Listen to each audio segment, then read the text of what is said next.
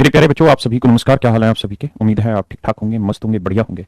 जी जी जी, प्रणाम प्रणाम प्रणाम बाबू, प्रणाम। तो आइए मेरे दोस्तों, आप सभी को शुभ सवेरा, गुड मॉर्निंग। नेहा, विनीत, कृष्णकांत, गुड्डू, सोनू, आशीष, सलोनी, शिव, आनंद, विनीत, आकाश, एमडी, भैया सुधीर जी, रिभास जी, आनंद, मुन्निल, मुनेश, ऋषभ, रोशन, फौजी भाई, प्रदीप, आनंद, जीवेश, विकास, हरिओम, रिस्की, अरे वाह, गोविंद, शिवांशु, रिस्की भी क्या प्यारा नाम है, नेहा, योगेश्वर, उदय, प्रभाकर, अंकित, स्वाति, शेख, सलोनी, एमडी, सौरभ। चलिए मेरे प्यारे बच्चों, आप सभी का स्वागत है केरल प्लेटफॉर्म पर। उम्मीद है आप ठीक ठाक होंगे, मस्त होंगे, बढ़िया होंगे और अपनी कंटिन्यू पढ़ाई की तरफ बढ़ रहे हैं। आइए मेरे बच्चे,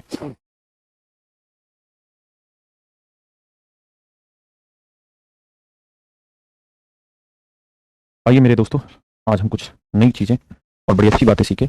जो कल मैंने चीजें सिखाई थी उसी को थोड़ा और आगे बढ़ के सीखते हैं। मैं एक एग्जाम्पल लेता हूँ और फिर आप मुझे बताना। मेरे बच्चे, ये कोई नंबर है 5 8, ये कोई नंबर है -7 6। मेरा सवाल आपके साथ ये है, एक लाइन है एक्स एक्सेस, ये कोई लाइन है एक्स एक्सेस, ये इस लाइन को किस अनुपात में काटेगी? ये मेरा आपसे सीधा सीधा सवाल है। ये जो एक्स एक्सेस वाली लाइन है, ये इस लाइन को किस अनुपात में काटेगी? The line x axis divide this line in which ratio. कल मैंने इसको पूरा डिटेल में बताया था, तुम्हारा नाम ले लिए पवन भैया। आज इसी बात को मैं शॉर्ट में समझाऊंगा, लेकिन मैं चाहता हूं कि एक बार आप इसका डिटेल में भी मुझे आंसर दे दें प्लीज। पहला आंसर निकालिए जल्दी से।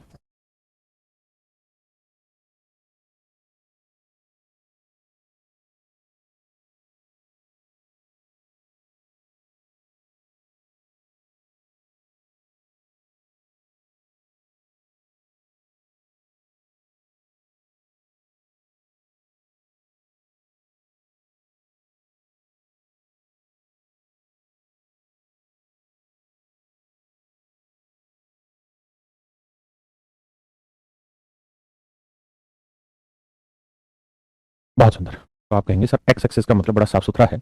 इस तरीके एक्स एक्सेस का मतलब सर बड़ा साफ सुथरा है क्या? कि एक्स एक्सेस पे वाई की वैल्यू क्या होगी सर जी? 0। हम मान लेते हैं कि ये लाइन इसे m/n के रेशियो में बांटेगी और हमें ये रेशियो ही निकालना कि किस अनुपात में बांट रही है। तो तरीका ये है सर, m को -7 से करेंगे -7m आएगा और 6 से करेंगे 6। अब आप समझ भी गए होंगे।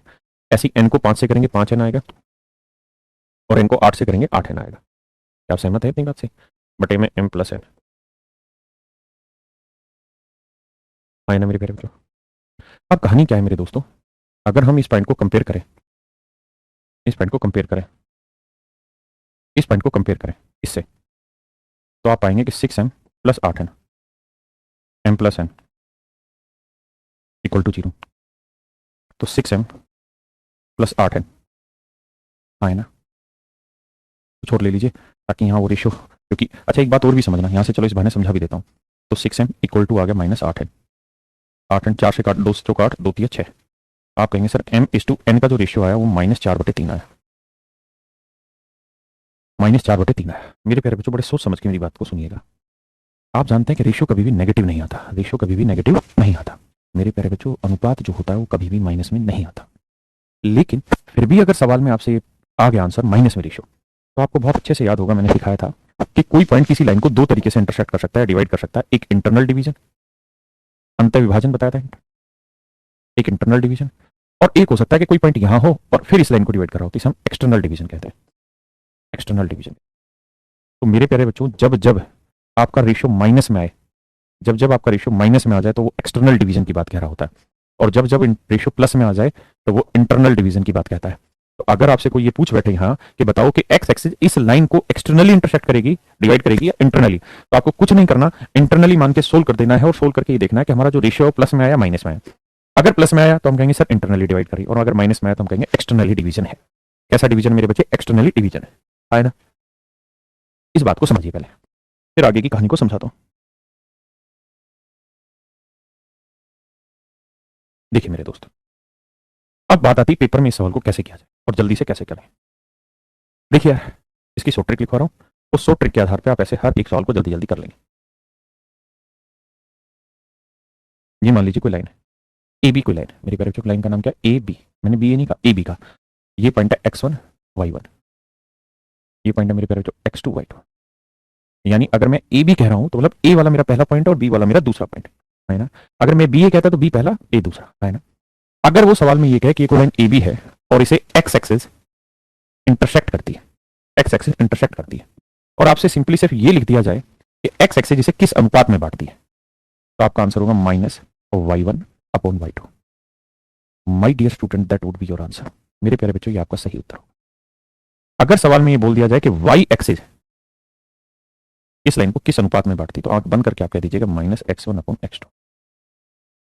और ये चीज मैंने अभी समझाई नहीं है, लेकिन इसी कंटेक्स्ट की बात है तो मैं लिखते रहा हूं, इसको समझा भी दूंगा। ये कोई लाइन है ax + by + c = 0। अगर सवाल में आपसे ये पूछा जाए कि ये लाइन, एक लाइन की इक्वेशन है, ये मेरे प्यारे बच्चों बेसिकली एक लाइन की इक्वेशन है, ये भी एक लाइन को ही रिप्रेजेंट कर रहा है और ये भी एक लाइन को ही रिप्रेजेंट कर रहा है, तो अगर ये लाइन इस लाइन को कहीं काटती है तो किस अनुपात में काटेगी, ये पूछा जाए तो इसका डायरेक्ट आंसर होगा -a(x1 + b)(y1 + c) ax2 + by2 + c। मैं फिर से अपनी बात दोहरा देता हूं कि मैंने ये चीज अभी डिटेल में नहीं बताई थर्ड वाली, क्योंकि मुझे पहले लाइन की इक्वेशन समझानी थी, जो आज मेरा काम है। अभी थोड़ी देर बाद इसके खत्म करते ही मैं इसी का सेकंड कॉन्सेप्ट यही समझाने वाला हूं आपको, स्लोप, और स्लोप के तुरंत बाद फिर मैं इक्वेशन पे ले आऊंगा आपको। तो हाँ, मैं इस चीज को डिटेल में समझा दूंगा। अभी आपको समझना यह है कि इन सवालों को डिटेल नहीं सोल्व करना है, बस तुरंत की तुरंत एग्जैक्ट इस फार्मूले को फॉलो करना है। एक्स की जगह x1, y की जगह y1, बाकी सी एज इट इज, है ना। तो ये सारा काम होगा और आपके सवाल का उत्तर झट से निकल के आ जाएगा। जैसे इस वाले सवाल की बात करें तो हमें इस सवाल को डिटेल नहीं करना था, इस सवाल को हमको बाबू डिटेल नहीं करना था, हमको सिंपली बस ऐसे देखना था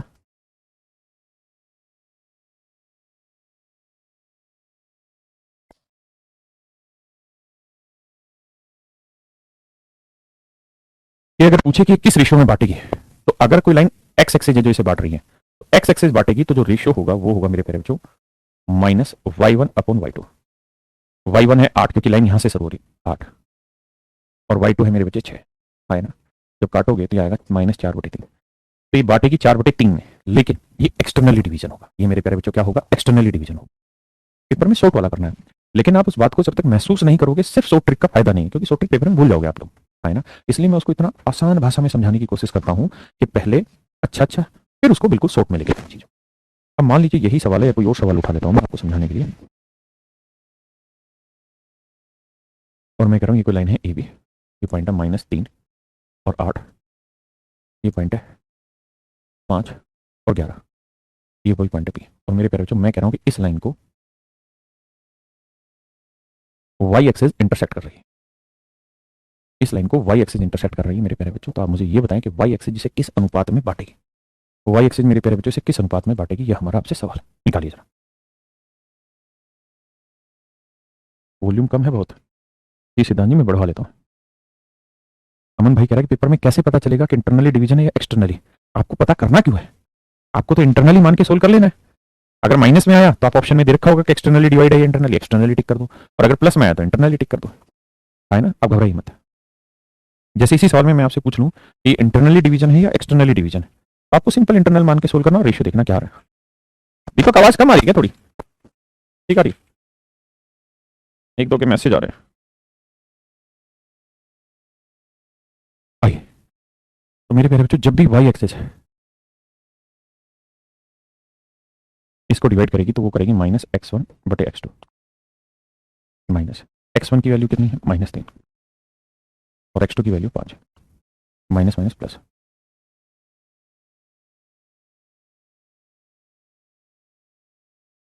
तीन बटे पांच, मतलब इसे मेरे बच्चे 3:5 में ये लाइन बांटेगी।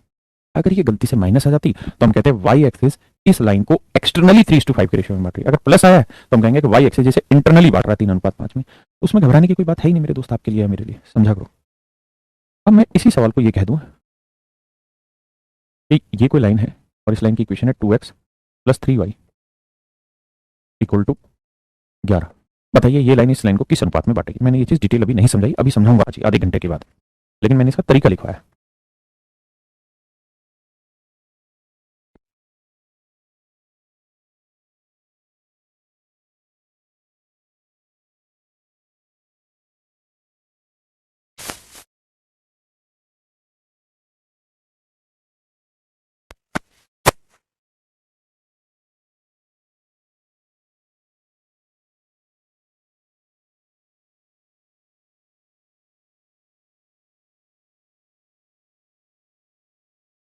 देखिए जी दोस्त,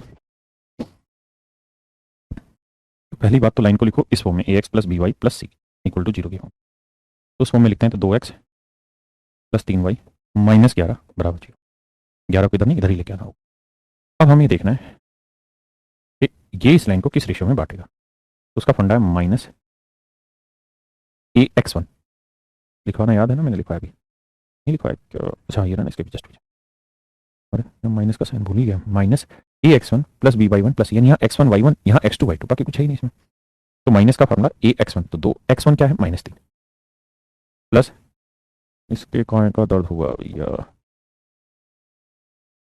प्लस B/1, तो B क्या है 3, सॉरी AX1 प्लस B/1, तो Y1 कितना है मेरे बच्चे, तो Y1 है 8, प्लस C की वैल्यू -11 बटे AX2, X2 की वैल्यू क्या है 5, प्लस B Y2 की वैल्यू क्या है 11, -11। पहले इतनी बात को एक बार चेक करो कि क्या ये वही है जो हमने सोचा है फार्मूला। आप कहेंगे हाँ सर चेक करते हैं अभी। 2 × 6 8 × 24 -11, तो भाई 11 और 6 17, 17 प्लस 24 है, तो 24 में से 17 आ गया 7, यहाँ तैयार 5 दूनी 10, 11 3 33, -11, 33 और 10 43, 43 में से 11 गया, 3 में गया 2 और 4 में गया 3। लिखना यार यही आ रहा, कुछ और आ रहा है बच्चे, 7/35 लिखना है, देखना भाई यही आ रहा है ना, तो 7/32 आ गया, कट नहीं रहा, तो हम कहेंगे कि 7:32 में ये लाइन डिवाइड कर रही है, बट एक्सटर्नली डिवाइड कर रही है। कैसे कर रही है मेरे प्यारे बच्चों, एक्सटर्नली डिवाइड कर रही है, हाँ है ना। माइनस में रेशियो का आंसर नहीं देते, ऐसे कहेंगे कि 7:32 एक्सटर्नल डिवीजन है, 7:32 एक्सटर्नल डिवीजन है, प्लस आता तो 7:32 इंटरनल डिवीजन है, हाँ है ना। क्या किसी भाई को कोई दिक्कत है यहाँ तक, कोई बात ऐसी जो समझ ना आई हो, कुछ दिक्कत हो, पेपर में आपको इसी ट्रिक का इस्तेमाल करना है और इसी से सारे सवाल सोल्व करने हैं। एक बार फिर से इस ट्रिक को देख लीजिए, हर एक में साइन चेंज होगा, माइनस माइनस माइनस होगा, अगर फाइनल आंसर माइनस में आया तो एक्सटर्नल, प्लस में आया तो इंटरनल।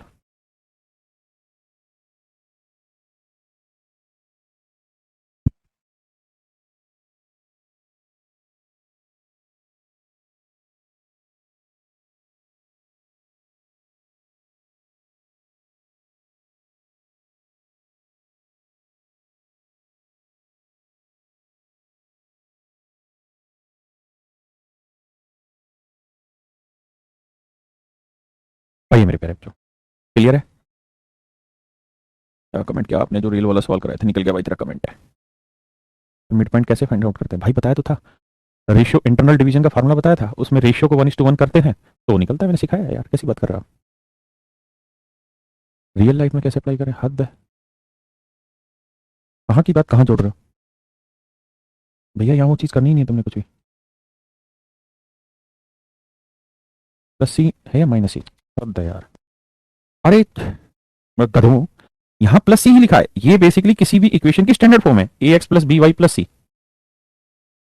किसी भी लीनियर इक्वेशन की स्टैंडर्ड फॉर्म है यार, इसमें तुम्हें दिक्कत होगी प्लस सी होगा माइनस सी। अब मैं यहाँ लिखूंगा 2x प्लस 3y -5, आप इसको ऐसे नहीं लिख सकते, माइनस को थोड़ी देर यहाँ से हटा दो, यहाँ प्लस का साइन लगा दो, यहाँ माइनस लिख दो, अभी भी तो वही फॉर्म है भाई। सी तो एक वेरिएबल है, सी तो बेसिकली एक चर है, चर का मतलब होता है वेरिएबल, वेरिएबल मतलब जो वैल्यू वेरी करे, तो सी की वैल्यू माइनस भी हो सकती है प्लस भी हो सकती है, व्हाट डज इट मीन ना, इस बात से तो कोई फर्क ही नहीं पड़ता, जो आप कह रहे सी आपने गलत लिया, माइनस ले दिया। अगर यहाँ माइनस प्लस है तो इसका मतलब सी की वैल्यू जो होगी, अगर सी की माइनस में किसी क्वेश्चन में, तो माइनस लेनी पड़ेगी। जैसे इसमें जो 11 था इधर आएगा किस में होगा, माइनस में। आपका जी नहीं मान रहा है इसे माइनस में लेने में, तो इसको क्या करो, यहाँ प्लस में लिख दो, यहाँ ऐसे लिख दो इसको, आप तो -11 ले लोगे, फिर इसमें कहाँ दिक्कत है यार। छोटी छोटी बातें, बड़े बड़े लोग कैसे चलेंगी ये बात है। आइए, नहीं सी हराम खोर फिर वही बकवास कर रहा है, अरे सी कांस्टेंट है, अरे सी कांस्टेंट है, मैंने मान ली सी कांस्टेंट है, मैं मान लेता हूँ तेरी बात, लेकिन कांस्टेंट टर्म तो कुछ भी हो सकती है ना ढक्कन, कांस्टेंट टर्म कुछ भी तो हो सकती है, प्लस में भी हो सकती है माइनस भी हो सकती है, कांस्टेंट का मतलब थोड़ी एक फिक्स होगी यही वैल्यू होगी, नहीं भाई कुछ भी होती है, ये तो एक स्टैंडर्ड फॉर्म है यार, स्टैंडर्ड फॉर्म उस चीज को लिखने -11 ही को हराम खोर, मत लेना तो उसको सवाल ही बदल देते हैं जब तुझे इतनी दिक्कत हो रही है। भाई हमारी गलती हो गई, +11 = 0, अब कर ले, छोटी छोटी बातों में फंस के खड़े हो रहे हैं। आइए आइए मेरे बच्चे, थैंक यू भाई, तो हम अच्छा पढ़ाती हम समझती, आ जाइए मेरे प्यारे बच्चों। एक शब्द होता है जिसे हम कहते हैं स्लोप,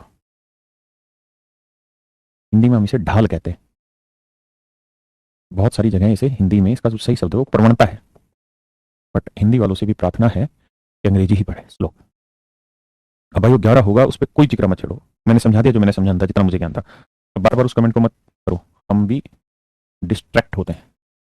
तो मेरे प्यारे बच्चों हम बात कर रहे हैं ढाल की, स्लोप की। देखो यार, स्लोप का देसी मतलब आप सब जानते हैं स्लोप का मतलब क्या होता है।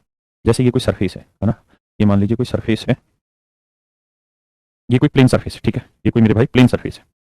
इस प्लेन सरफेस के ऊपर मैंने पेन खड़ा कर दिया, बिल्कुल। अगर ये बिल्कुल वर्टिकल है, सीधा है, मतलब बिल्कुल 90 डिग्री पे ये पेन खड़ा हुआ है, इसकी बात करूं पेन की मैं, तो इसका कोई ढाल ही नहीं होगा। मेरी बात समझ पाए? अगर ये पेन इस बेस के ऊपर 90 डिग्री पे खड़ा हुआ है तो इसका कोई भी ढाल नहीं माना जाएगा। लेकिन अगर ये झुकेगा इधर तो हम कहेंगे ये ढलान में है। कैसा है? ढलान में है ना। आप मान लीजिए कोई सीधी मीनार ऐसे खड़ी हुई है तो आप उसको कहेंगे ढलान में, नहीं, वो बिल्कुल सीधी खड़ी है तो उसका कोई ढाल ही नहीं है। जैसे मैं इस समय बिल्कुल सीधा खड़ा हूं, कोई ढाल ही नहीं है। अगर मैं इधर झुक जाऊंगा तो मैं कहूंगा कि मेरा मेरे राइट की तरफ ढलान है या मेरा लेफ्ट की तरफ ढलान है। तो ढलान जो होता है वो किसी नॉन वर्टिकल लाइन की बात करता है, क्योंकि जो वर्टिकल होगी, वर्टिकल का मतलब लंबवत चीज होगी, बिल्कुल सीधी खड़ी होगी, उसका तो कोई ढलान ही नहीं है। तो पहली चीज ये है कि ढलान के लिए slope is a non vertical line. Vertical line, vertical line यानी स्लोप एक गैर लंबवत रेखा का निकाला जाता है। तुम जान हो मेरी, तुमको मालूम नहीं है, बहुत सुंदर। एक भाई लिख रहा है आप तो आपका नया बैच मेरा 11 बजे से रखा हुआ है। आपकी लाइव क्लास, आप परेशान मत होइए, वल्लाह हबीबी आप अच्छी पढ़ाती, थैंक यू। अब आ जाओ। तो मेरे प्यारे बच्चों, स्लोप का मतलब होता है एक ऐसी लाइन जो नॉन वर्टिकल है, क्योंकि वर्टिकल का स्लोप नहीं होता। इसलिए आप ध्यान भी रखना, बहुत बार एग्जाम में पूछा है, slope of A vertical line, line इसी सीधी रेखा का स्लोप, तो इसे अनडिफाइन कहते हैं। तो उसका स्लोप निकाल ही नहीं सकते, क्योंकि उसका ढलान किस तरफ है हम बता ही नहीं सकते, इसलिए उसको अनडिफाइन कहते हैं, है ना। एक हॉरिजॉन्टल, एक वर्टिकल, ठीक है जी। तो ये वर्टिकल लाइन की बात, ये हॉरिजॉन्टल है, ये वर्टिकल है। तो अगर ये 90 डिग्री पे खड़ी हुई है तो इसका कोई स्लोप नहीं काउंट होगा, अनडिफाइन होगा। तो मेरे प्यारे बच्चों दोबारा से स्लोप पे आते हैं। स्लोप होता क्या है? Slope is a non vertical line. Slope is a non vertical line, इसको सही से लिखता हूं कि किसी नॉन वर्टिकल लाइन का, हिंदी में लिखता हूं, किसी नॉन वर्टिकल लाइन का, किसी नॉन वर्टिकल लाइन का एंटी क्लॉकवाइज झुकाव, एंटी, अरे बंद कर दियो मोबाइल, एंटी क्लॉकवाइज झुकाव किस,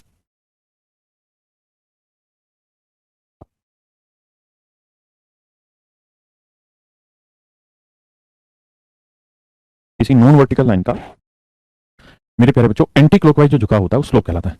slope is a line, slope is a non vertical line जो एक्स एक्सिस पे एंटी क्लॉकवाइज झुकी होती है। किसी नॉन वर्टिकल लाइन का एक्स एक्सिस पर, एक्स एक्स पर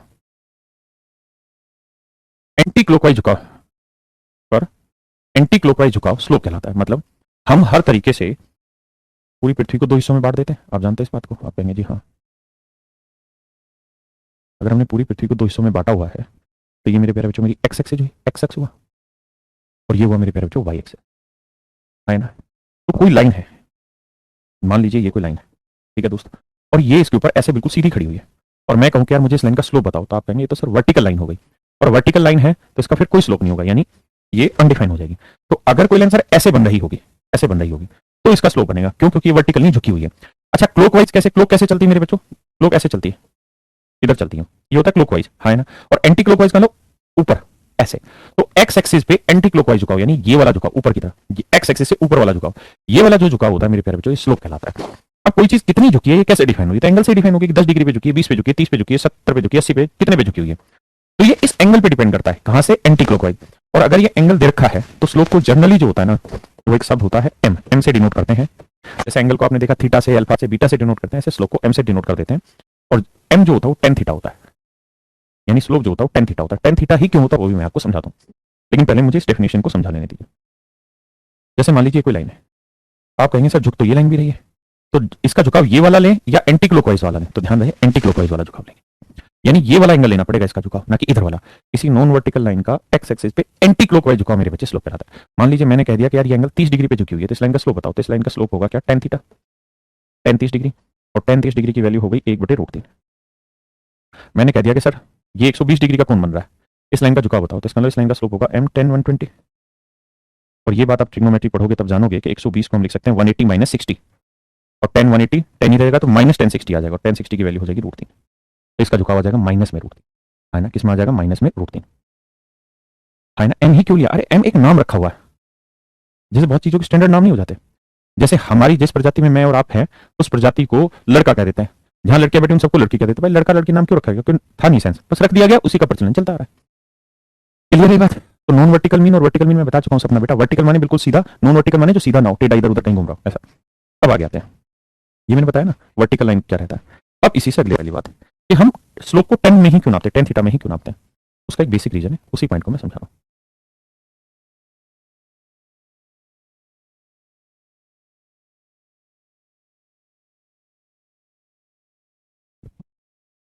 देखिए जी, जैसे ये कोई लाइन है, मैं जानना चाहता हूं कि इस लाइन का झुकाव क्या होगा, तो मैं इस लाइन के ऊपर कोई भी पॉइंट ले लेता हूं, लेट्स से यहां कोई पॉइंट ले लेता हूं, और ये पॉइंट है एक्स और वाई, ये वाला पॉइंट है मेरे प्यारे बच्चों एक्स और वाई, है ना। तो बेसिकली इसका झुकाव जानने के लिए मुझे ये देखना होता है कि ये लेंथ कितनी है और ये लेंथ कितनी है, इसी के बिहाफ पे तो ये एंगल निकल पाएगा। अरे हाँ ना, इन दोनों लाइनों के बिहाफ पे। तो ये बेसिकली परपेंडिकुलर हो जाता है, ये बेस हो जाता है, तो इन दोनों लाइनों के बीच का रेशियो ही मुझे रिक्वायर्ड होता है स्लोप निकालने के लिए। और परपेंडिकुलर और बेस के बीच जो संबंध बताता है वो 10 बताता है और कोट बताता है, लेकिन पी अपॉन बी जो बताता है वो 10 बताता है, इसलिए हम इसके स्लोप को हमेशा 10 की फॉर्म में कैलकुलेट करते हैं।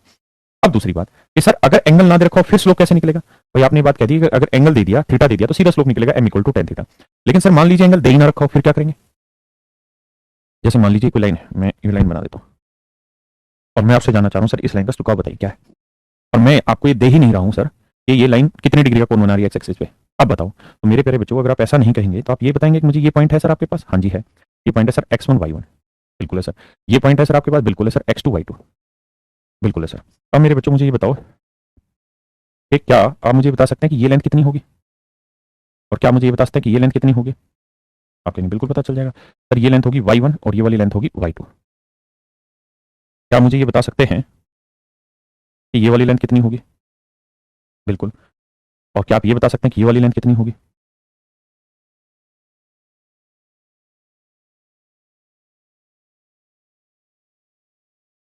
तो मेरे बच्चों ये वाली लेंथ होगी x2 और ये वाली लेंथ हो जाएगी x1। तो मेरे प्यारे बच्चों ये वाली जो लेंथ है ये निकल जाएगी, आपकी नहीं बिल्कुल निकलेगी सर, कैसे, x2 में से x1 घटा देंगे, तो ये लेंथ होगी सर x2 माइनस x1। ये y1 y2 लेंथ है, ये y1 लेंथ है, तो सर ये आएगी y2 माइनस y1। आप कहेंगे बिल्कुल ठीक है, और अगर ऐसा है मेरे बच्चे तो हम ये एंगल निकाल सकते हैं बहुत आसानी से, आप कहेंगे बिल्कुल निकल जाएगा सर ये एंगल, ये वाला एंगल बिल्कुल निकल जाएगा, लाइन थिकनेस, ये वाला एंगल हम सर बिल्कुल निकाल देंगे। तो अगर ये वाला एंगल थीटा है तो स्लोप जो होता है वो m डिनोट करता है और वो टेन थीटा होता है। और अब मैं आपसे पूछूं कि भाई बताओ टेन थीटा हुआ क्या, तो आप कहेंगे टेन थीटा होता है perpendicular upon base, perpendicular upon base, तो परपेंडिकुलर क्या हुआ सामने वाला, बेस क्या हुआ नीचे वाला, तो ये आएगा sir y2 minus y1 upon x2 minus x1। तो इसका मतलब ये हुआ मेरे बच्चे कि अगर किसी नॉन वर्टिकल लाइन का, अगर किसी नॉन वर्टिकल लाइन का एक्स एक्सिस पे एंटी क्लॉकवाइज झुकाव डायरेक्ट दे दे, कितने डिग्री का एंगल बन रहा है, तो सीधा ही हम टेन थीटा निकाल देंगे स्लोप। दूसरा, अगर सर दो पॉइंट दे रखे हो, एक पॉइंट हो x1 y1, दूसरा पॉइंट हो x2 y2, फिर उस लाइन का स्लोप आपसे पूछा जाए, फिर उस लाइन का स्लोप आपसे पूछा जाए, तो मेरे प्यारे बच्चों आप उस लाइन का स्लोप निकाल सकते हैं और उसका फार्मूला होगा y2 minus y1 upon x2 minus x1। एक बार इस बात को पी जाइए का मतलब तरीके से पढ़ लीजिए, क्योंकि अब इस पे दबा के सवाल में डिस्कस करने जा रहा हूं।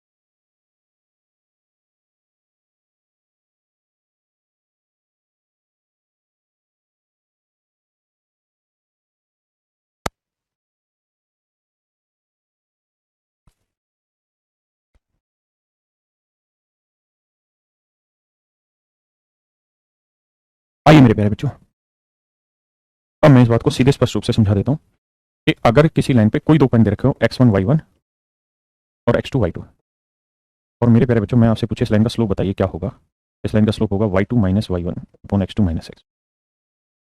है ना, क्या मेरी बात समझ पाई। जैसे मैं आपको कहूँ कि यार ये पॉइंट है -5 8, ये पॉइंट है -11 -6, मुझे इस लाइन का स्लोप बताइए।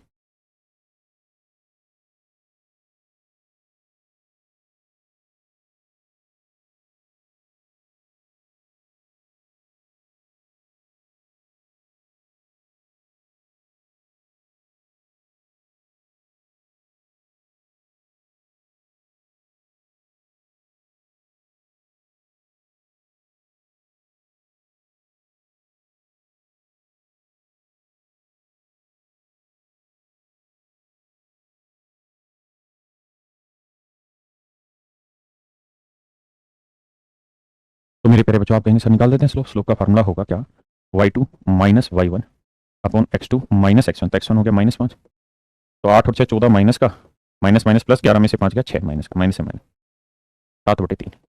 बताना क्या यही आंसर है? बहुत सारे गधे 7/2 दे रहे हैं, कहाँ का गणित लगा दे रहे हो तुम। तो आंसर आएगा मेरे प्यारे बच्चों 7/3, यानी ये इस लाइन का स्लोप है।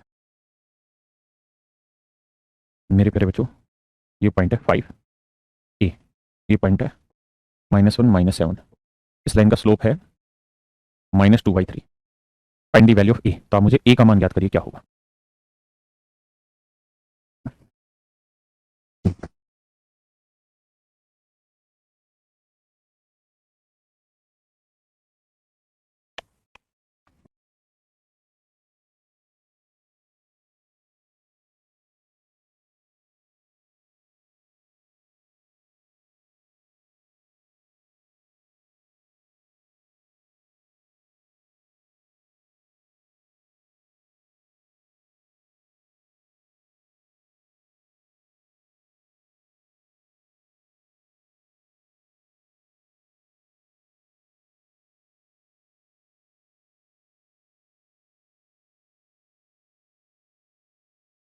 आइए मेरे बच्चे आइए। अब कहानी को आप कहेंगे सर स्लोप है -2/3, और बाबू स्लोप निकालने का फार्मूला होता है y2 माइनस y1, तो -7 माइनस ए, x2 माइनस x1 -1 और -5। यहाँ देखेंगे तो माइनस कॉमन ले देंगे ऊपर से, तो आएगा 7/7 प्लस ए, नीचे से 5 और 1 6, माइनस का 6 आ जाएगा, माइनस से माइनस कट जाएगा, 3 दूनी 6 आ जाएगा, 2 दूनी 4। तो मेरे प्यारे बच्चों 7 प्लस ए जो है वो 2 दूनी 4 आएगा। तो ए की जो वैल्यू आएगी 7 उधर जाएगा माइनस का, तो -11। एक बार बताना ठीक कैलकुलेशन है कि गड़बड़ बैठा दी मैंने? आए ना, तो -11 बिल्कुल ठीक था।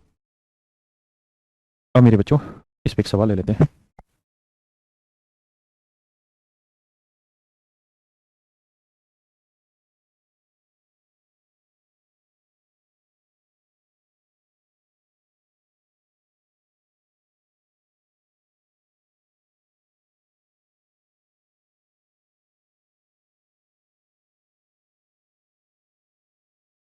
बताइए,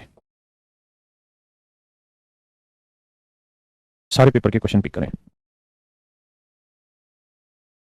जी जी आता है एमडी भाई, कराएंगे।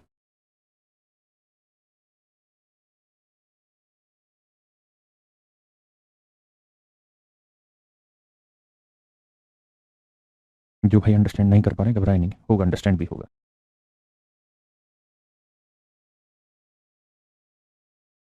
कैलकुलेशन खुद से क्या करो, कैलकुलेशन कॉपी मत करिए टीचर की।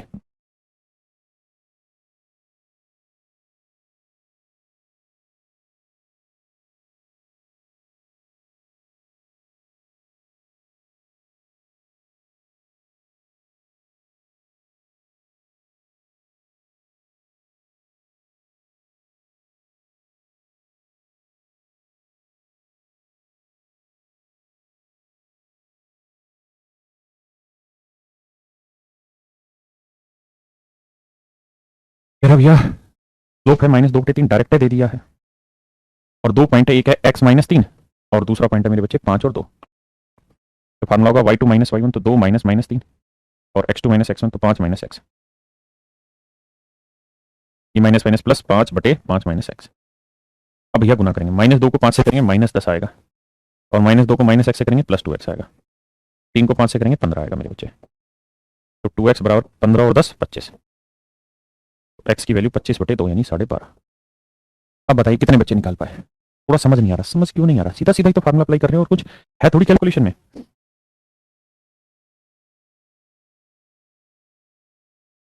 बताइए जी।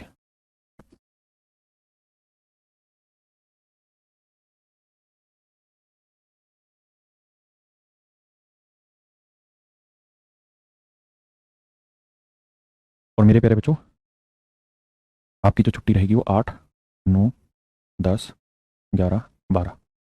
अब आपकी ये छुट्टी 3 दिन रहेगी, सुबह वाले बैच की और शाम वाले बैच की भी। ठीक है, 8 9 10 11 12 आए ना। तो इन दिनों आपकी छुट्टी रहेगी। इन दिनों में आप करिएगा क्या, जब मैं 12 तारीख के बाद यानी 13 तारीख को जो भी बार होगा उस दिन जब मैं आपको पढ़ाना शुरू करूंगा, मेरा पूरा प्रयास होगा कि आपको इन चीज़ों को हल्का सा रिवाइज करा दूं जो मैं अभी पढ़ा रहा हूँ, ताकि आप थोड़ा भूले नहीं, और उसके बाद फिर इन टॉपिकों को कंप्लीट करा के फिर मैं ज्योमेट्री स्टार्ट करूंगा इसमें। और शाम में टाइम डिस्टेंस कंप्लीट होने का परसेंटेज स्टार्ट करेंगे, है ना? ठीक है जी। नहीं, नए बैच के चलते मैं छुट्टी नहीं ले रहा हूँ हराम खोर, मैंने 1 महीने पहले ही बात बोल दी थी कि मैं छुट्टी में जाऊंगा, क्योंकि अपना भी कोई प्रोग्राम है? ठीक है। और इसमें आपका शायद ये बृहस्पति शुक्र शनि रविवार 2 दिन, तो शनिवार रविवार आ गया तो 3 ही दिन छुट्टी, चलो मत हो जाएगा एडजस्टमेंट आते साल पे। और मैंने 1 महीने पहले ही बोली थी बात। आ जाइए, आ जरा समझिए। अब कहानी क्या है मेरे बच्चे, जब आप स्लोप निकालते हैं ना, तो आप किसी पॉइंट का स्लोप निकालते हैं, किसी लाइन का स्लोप निकालते हैं, तो हमेशा ध्यान रखना स्लोप जो होता है वो लाइन का होता है, पॉइंट का नहीं होता। स्लोप लाइन का होता है, लाइन का होता है, पॉइंट का नहीं, पॉइंट का नहीं। स्लोप जो होता है मेरे प्यारे बच्चों लाइन का होता है, पॉइंट का नहीं, है ना? यानी इस बात का बिल्कुल स्पष्ट मतलब ये निकलता है कि कोई पॉइंट तो स्लोप दे ही नहीं सकता ना, पॉइंट तो कांस्टेंट वैल्यू हो गई, ये तो स्लोप देगी नहीं। स्लोप हमेशा लाइन का होता है। और लाइन का स्लोप, लाइन के ऊपर तो हजारों पॉइंट है, इनफाइनाइट पॉइंट होते हैं लाइन के ऊपर। अनंत बिंदुओं से मिलकर ही तो लाइन बनी होती है, अनंत बिंदुओं से मिलकर ही तो मेरे प्यारे बच्चों लाइन बनी होती है। अगर अनंत बिंदुओं को मिला के लाइन बनी हुई है, तो इस बात का एक स्पष्ट अर्थ ये निकलता है कि आप लाइन अनंत बिंदुओं से मिली है, तो आप किन्हीं भी 2 बिंदुओं से लाइन का स्लोप निकाल सकते हैं। इन 2 से निकालो, इन 2 से निकालो, इन 2 से निकालो, इन 2 से निकालो, इन 2 से निकालो, यानी किन्हीं भी पॉइंटों से स्लोप निकालेंगे तो वो स्लोप पॉइंटों का नहीं, उस लाइन का निकलेगा, है ना? और मेरे प्यारे बच्चों यहाँ जो चर्चा है वो यही है कि तीनों पॉइंट एक लाइन पे लाई करते हैं, ये तीनों पॉइंट किसी लाइन पे लाई करते हैं। ठीक है बाबू? ये पॉइंट दे रखा है 3-2, ये पॉइंट दे रखा है 1-4, और ये पॉइंट दे रखा है मेरे बच्चे -2x। अब बड़ी बात और समझदारी वाली बात यहाँ पर ये है कि जो स्लोप है वो लाइन का होगा, पॉइंटों का नहीं। तो आप किन्हीं भी 2 पॉइंटों को लेकर स्लोप निकाल सकते हैं। इन दोनों पॉइंटों को लेकर स्लोप निकालेंगे तो y2 - y1, तो 4 -2 बटे x2 - x1, तो 1 -3। ये इस लाइन का मेरे प्यारे बच्चे स्लोप आ गया, है ना? अब मेरे बच्चे स्लोप तो इन दोनों पॉइंटों का भी निकालोगे तो इसी लाइन का निकल के आएगा, वही सेम होगा, यानी बराबर होगा। स्लोप तो निकालेंगे तो x2 - x1 मतलब y2 - y1, तो y2 की वैल्यू x दे रखी है, x -4, और x2 - x1 तो -2 -1। इसमें किसी भाई बहन को कोई बुराई लग रही है, दिक्कत तो मुझे थी। हाँ, स्लोप नेगेटिव क्यों नहीं होगा? बताया तो था कि जब 90 से बड़ा कौन चला जाता है तो सेकंड क्वाड्रेंट नेगेटिव होता है, ट्रिग्नोमेट्री का नहीं। और देखिए plus plus minus minus plus 4 और 2 6, तो 6 और 3 में से 1 में से 3 या -2, x -4 -2 -1 -3। बाबू पहले तो इसको निपटा लो, फिर 2 तिया 6 आया, 3 को 3 से निपटा लो तो यह आया 9, तो x -4 की वैल्यू आ गई मेरे भाई 9। तो x की वैल्यू जानते हो क्या आ गई? 13। x की वैल्यू आ गई मेरे प्यारे, तो 13। जी मैडम के साथ जाएंगे। और इस उम्र में किसके साथ जाएंगे भाई? नहीं भाई, मेरा बच्चा भी छोटा 9th क्लास में पढ़ रहा है, उसकी शादी क्यों होगी अभी से?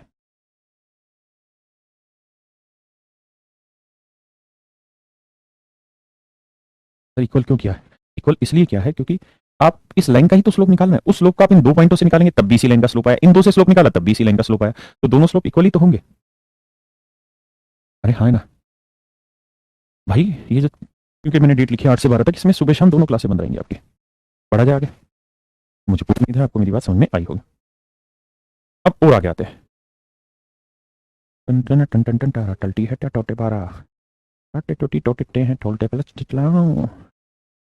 आइए मेरे बच्चे, तो मैंने आपको स्लोप निकालने के 2 तरीके एक्सप्लेन किए। पहला तरीका कि किसी लाइन का, किसी नॉन वर्टिकल लाइन का, माफ करिए, किसी नॉन वर्टिकल लाइन का एक्स एक्सिस पे एंटी क्लॉकवाइज झुकाव स्लोप कहलाता है। वो एंगुलर फॉर्म में दे रखा है, तो आप सीधा स्लोप को लिख सकते हैं m = tan थीटा। दूसरी कहानी ये मेरे बच्चों कि अगर कोई लाइन है और उस पर आपको कोई 2 पॉइंट दे दिए हैं और एंगल नहीं दे रहा है, एंटी क्लॉकवाइज एंगल नहीं दे रहा है, तो भी आप उस लाइन का स्लोप उन 2 पॉइंट के माध्यम से निकाल सकते हैं। फार्मूला हो जाएगा y2 - y1 / x2 - x1। ऐसा करने से भी आप उस लाइन का स्लोप निकाल लेते हैं। एक तीसरी स्टैंडर्ड फॉर्म है, उसका भी मैं डिस्कस कर देता हूं, लेकिन उसके बारे में डिटेल जो समझ आएगी वो थोड़े टाइम के बाद डेवलप होगी, पर मैं यहां उसको एक्सप्लेन कर देता हूं। मेरे प्यारे बच्चों, ये कहलाते हैं intercept form of A line. Intercept form of A line का मतलब क्या होता है कि अगर ये एक्स एक्सिस है ना, वाई एक्सिस है बाबू, और ये मेरे बच्चे एक्स एक्सिस है, ये एक्स एक्सिस है, और अगर कोई लाइन ऐसी है जो एक्स एक्सिस को भी काट रही है और वाई एक्सिस को भी काट रही है, एक्स एक्सिस को भी काट रही है और वाई एक्सिस को भी काट रही है, मतलब जैसे ये वाली लाइन, ये लाइन दोनों लाइनों को काट रही है, किस किस को? एक्स एक्सिस को भी और वाई एक्सिस को। तो इस लाइन की इक्वेशन क्या होगी? A x plus b y plus c equal to 0। आप कहेंगे हाँ जी यही इस लाइन की इक्वेशन है ना। तो मेरे बच्चे a x plus b y plus c equal to 0 है। क्या मैं इसको ऐसे लिख सकता हूँ कि बी वाई यहीं रखूँ, ए एक्स को उधर ले जाऊँ माइनस का होगा और सी को उधर ले जाऊँ माइनस का होगा। लाइट चली गई है, आप बस 10 सेकंड वेट करिए, जनरेटर चल जाएगा।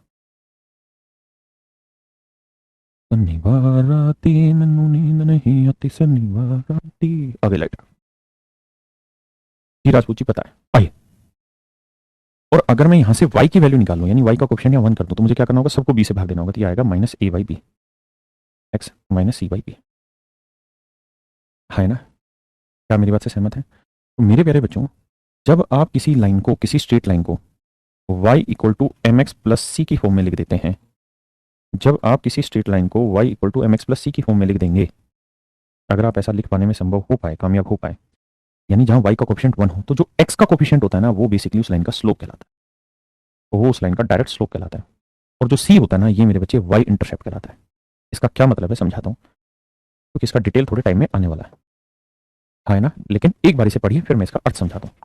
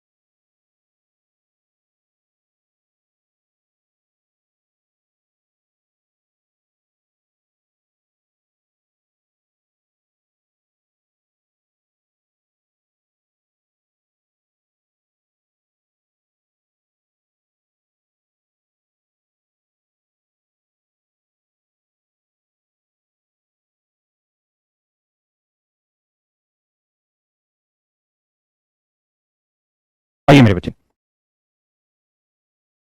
अब क्लास ओके चल गई है, लाइट चली गई थी, वो प्रॉपर हो गया। अब समझाता हूँ मेरे बच्चे, इसका मतलब क्या है।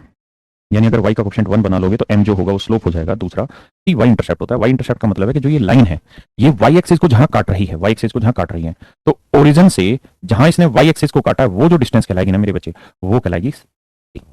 जब आप इस इक्वेशन को y equal to m x plus c की फॉर्म में रख देते हैं, जैसे मैं आपको कहूँ 3x जमा 4y बराबर 27, तो मेरे प्यारे बच्चों मुझे ये बताइए, इस लाइन का स्लोप क्या होगा और y इंटरसेप्ट क्या होगा?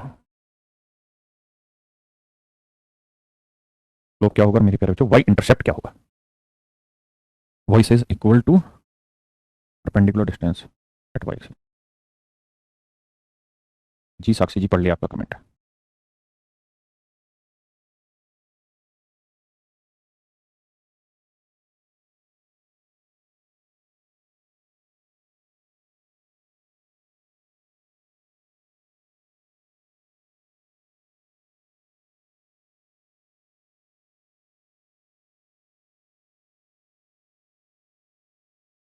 देखिए मेरे दोस्तों, अगर आप इसे बदलें, तो 4y इक्वल टू लिखा जाएगा -3x जमा 27।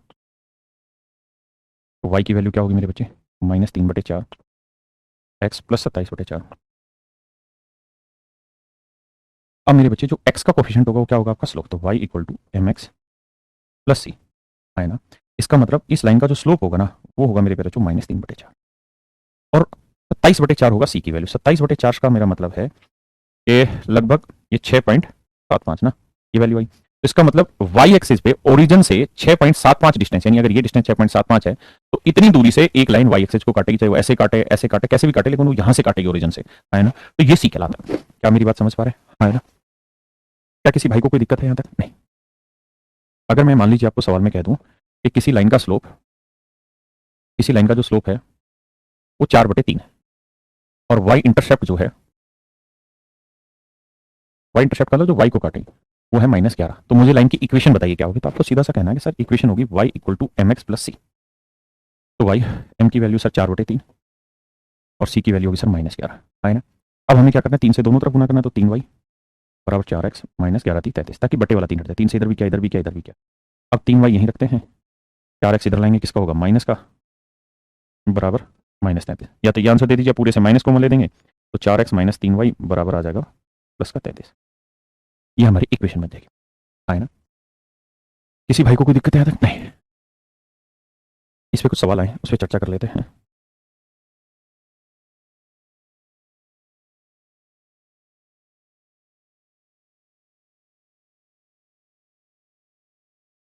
बताइए।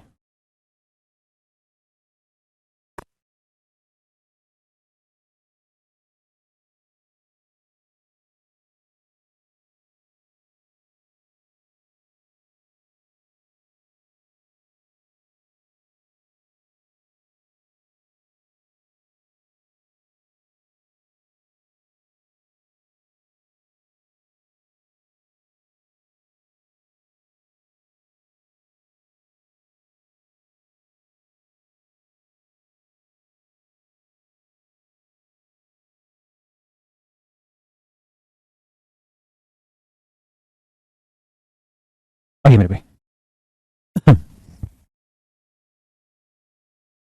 अब जरा मेरे प्यारे बच्चों ध्यान दीजिए। कहते हैं यदि किसी रेखा का ढाल -2/5 है, इक्वेशन होगी y = mx + c।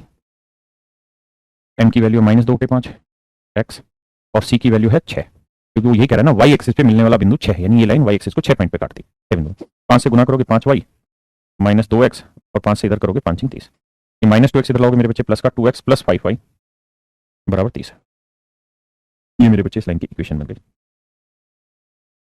ये मेरे बच्चे इस लाइन की इक्वेशन है, 2x + 5y बराबर 30। ऑप्शन बी, आए ना। अब आइए आगे मेरे बच्चे, अब हम बात ये कर लेते हैं कि यार इक्वेशन है क्या। इक्वेशन है क्या, इक्वेशन किस चीज को रिप्रेजेंट करती है। तो हम ये कह सकते हैं कि ये किसी प्रकार के रिलेशन को रिप्रेजेंट करने का तरीका है, रिलेशन को रिप्रेजेंट करने का तरीका है, करने का तरीका है, तरीका है। जैसे मान लीजिए मैं आपको ये कहूं क्या, दो नंबर है, एक नंबर है ये, ध्यान देना, और एक नंबर है ये। इन दोनों नंबर को जोड़ लें तो जोड़ जो आता है वो 100 आता है, 100 आता है। दो नंबर है, दो नंबर का जोड़ 100 है। तो बताइए दो नंबर जो होंगे वे क्या क्या हो सकते हैं, ये दो संख्याएं क्या क्या हो सकती है। तो आप कहेंगे सर ये तो इनफाइनाइट हो सकती है। कोई कहे मेरे पास एक नंबर 5 है तो दूसरा 95 है, कोई कहे ये 4 है तो ये 96 है, कोई कहे जी -10 है तो ये 110 होगा, क्योंकि जोड़ तो 100 ही आना चाहिए। तो इसका आसान और समझदारी वाला तरीका यही होगा कि हम इन बातों को इस तरह से कह दें कि सर इस नंबर को मैं x से डिनोट कर लेता हूं और इस नंबर को मैं y से डिनोट कर लेता हूं, और x + y बराबर 10 हो गया ना 100 हो गया। और यहां पे x और y दोनों के दोनों क्या है, वेरिएबल है। वेरिएबल है, वेरिएबल का मतलब होता है चर, यानी जो वैल्यू चलती रहे, चेंज होती रहे। तो x + y 100। अब मैं आपसे ये पूछूं कि भाई ये जो x + y आपने एक इक्वेशन बना दी, x + y एक इक्वेशन बना दी, अगर मुझे चेक करना हो कि 40 और 60 क्या इस इक्वेशन के सॉल्यूशन हो सकते हैं, तो कैसे चेक करें। तो आप कहेंगे कुछ नहीं करना सर, 40 और 60 आपने यहाँ रख के देख लें, तो x की वैल्यू 40, y की वैल्यू 60। अगर सेटिस्फाई कर रहा है इस इक्वेशन को तो हम कह देंगे कि ये जो वैल्यू है या ये जो पॉइंट है ये इस लाइन पे आएगा। और अगर सेटिस्फाई नहीं कर रहा तो हम कह देंगे नहीं आएगा। जैसे मैं कहूं कि भैया बताइए 10 और 20 क्या इस लाइन के सॉल्यूशन हो सकते हैं, या क्या ये लाइन इस मतलब ये पॉइंट इस लाइन पे लाई कर सकता है। तो आप कहेंगे रख के देख लेते हैं सर, x की वैल्यू 10, y की वैल्यू 20, क्या ये 100 के बराबर है, तो आंसर होगा नहीं है। तो हम कहेंगे सर ये जो पॉइंट है ये इस लाइन पे लाई नहीं करेगा, या इस इक्वेशन का ये सॉल्यूशन नहीं हो सकता है। तो इक्वेशन जो होती है मेरे बच्चे वो बेसिकली एक ऐसा संबंध होता है जो चीजों को एक अच्छे तरीके से रिप्रेजेंट करके दिखा देता है उनके बीच के रिलेशंस को। हम ऐसे कहेंगे दो संख्याओं का जोड़ 100, उससे बेटर तरीका ये लिखने का होगा कि भाई x और y दो नंबर है, इनका योग है 100, है ना। अब बताइए कि x और y की क्या क्या पॉसिबल वैल्यू हो सकती है। आप कहेंगे अनंत वैल्यू पॉसिबल हो सकती है, जो भी वैल्यू आंसर होगी वो यहां रखने पे इक्वल 100 डलानी चाहिए। तो ये हमारा इक्वेशन होती है, रिलेशन होता है। अब ये रिलेशन बनाते कैसे, जैसे मान लीजिए ये कोई लाइन है, यहां दो पॉइंट है, एक पॉइंट है x1, एक पॉइंट है y1, यहां एक पॉइंट है x2 y2। अगर मेरे प्यारे बच्चों मैं आपसे जानना चाहूं क्या आप मुझे मेरे बच्चे इन दोनों पॉइंटों से इस लाइन का स्लोप निकाल के बताइए क्या होगा। तो आप आसानी से निकाल देंगे। कैसे, आप कहेंगे सर स्लोप निकालने का फार्मूला होगा क्या, कि y2 - y1 upon x2 - x1। बिल्कुल सही बात है स्लोप निकालने का। अब ये जो एक्स वाई आप यहाँ माने थे, एक्स वाई जो आपने यहाँ माना था, ये एक्स वाई क्या था, कुछ रिलेशन को डिनोट करने वाले कुछ आप अल्फाबेट मान रहे हैं, है ना, कुछ रिलेशन को डिनोट करने वाले ये सिर्फ अल्फाबेट है और कुछ थोड़ी है इसमें। तो हमने यहाँ पे भी क्या करना है कि इस इक्वेशन को रिप्रेजेंट करने के लिए कुछ अल्फाबेट मान लेते हैं कि भाई एक वेरिएबल एक्स है, दूसरा वेरिएबल वाई, और ये दोनों इस इक्वेशन में इस लाइन पे लाई करते होंगे, तो ये इस इक्वेशन को सेटिस्फाई भी करते होंगे, है ना। अब मेरे बच्चों एक बात बताओ, इस लाइन का स्लोप मैंने इन दोनों पॉइंटों से निकाला, अगर मैं इन दोनों से निकालूं तो क्या गलत होगा? नहीं, तब भी वही आएगा। रखते हैं तो y1 minus Y, x1 minus x है ना। क्या किसी भाई को कोई दिक्कत है? आप कहना जी कोई दिक्कत नहीं। अब मेरे बच्चों अगर मैं इनकी गुना कर दूं तो आप यहाँ, अच्छा इसमें जरूरी नहीं कि आप इसे y1 ले इसे x1 ले, कोई फर्क नहीं पड़ता। आप इसे y1 मतलब y2 ले लें, इसे y1 ले लें, फर्क कुछ नहीं पड़ा भैया। ऊपर से मैं माइनस कॉमन ले दूंगा यहाँ, तो ये हो जाएगा y माइनस y1 और नीचे हो जाएगा x minus x1। Minus minus cut जाना, तो आप जो मर्जी लिख लीजिए, कोई फर्क नहीं पड़ना। यानी पॉइंट को आगे पीछे करने से कोई फर्क नहीं पड़ेगा स्लोप निकाल दो। अब मैं y माइनस y1 यहाँ रख लेता हूँ और ये था slope y2 minus y1 upon x2 minus x1, और ये x माइनस x1 को इधर लाके गुना कर देता हूँ, x माइनस x1। तो ये मेरे प्यारे बच्चों देसी भाषा में बोले तो एक दो लाइनों से बनने वाली इक्वेशन तैयार हो गई। या आप इसको ऐसे भी कह सकते हैं कि y माइनस y1 और ये जो चीज है ये क्या था बेसिकली स्लोप, ये क्या था slope m into x minus x1, x minus x1। तो इस चीज को आज मैं यहीं छोड़ता हूँ क्योंकि ये कंप्लीट होना नहीं, और फिर 4-5 दिन बाद जब मिलेंगे तो फिर दोबारा ही समझाना है, तो उसी समय मैं इसको दोबारा एक्सप्लेन कर दूंगा। आज के लिए इसको यहीं छोड़ते हैं। Thank you very much, have a nice day to everyone. Thank you.